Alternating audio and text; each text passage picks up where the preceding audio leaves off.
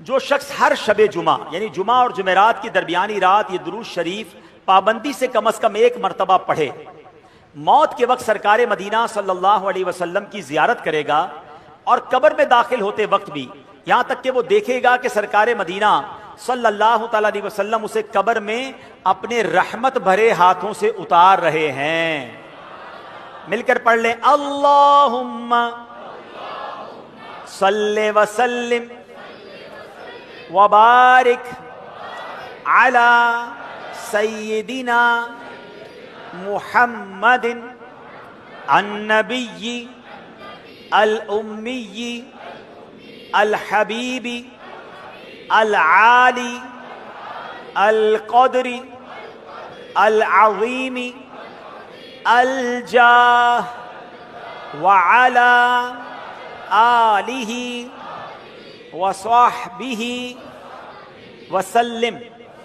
حضرت انس رضی اللہ تعالیٰ عنہ سے روایت ہے کہ تاجدار مدینہ صلی اللہ علیہ وسلم نے فرمایا، جو شخص یہ درود پاک پڑھے اگر کھڑا تھا تو بیٹھنے سے پہلے اور بیٹھا تھا تو کھڑے ہونے سے پہلے اس کے گناہ معاف کر دیے جائیں گے۔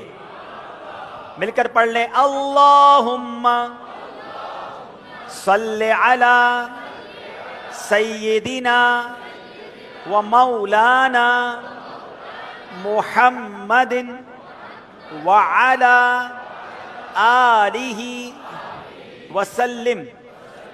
جو یہ درود پاک پڑھتا ہے اس پر رحمت کے 70 دروازے کھول دیے جاتے ہیں۔ مل کر پڑھ لیں، صلی اللہ علی محمد۔ علامہ احمد ساوی رحمت اللہ تعالی علیہ بعض بزرگوں سے نقل کرتے ہیں، اس درود شریف کو ایک بار پڑھنے سے 6 لاکھ درود شریف پڑھنے کا ثواب حاصل ہوتا ہے۔ مل کر پڑھ لیں، اللہم صلی علی سیدنا محمد عدد ما فی علم اللہ صلاة دائمة بدوام ملک اللہ۔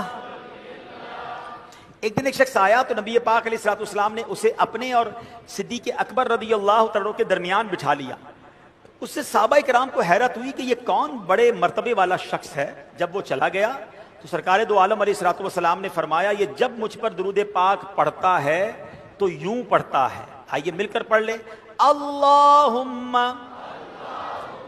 صلی علی محمد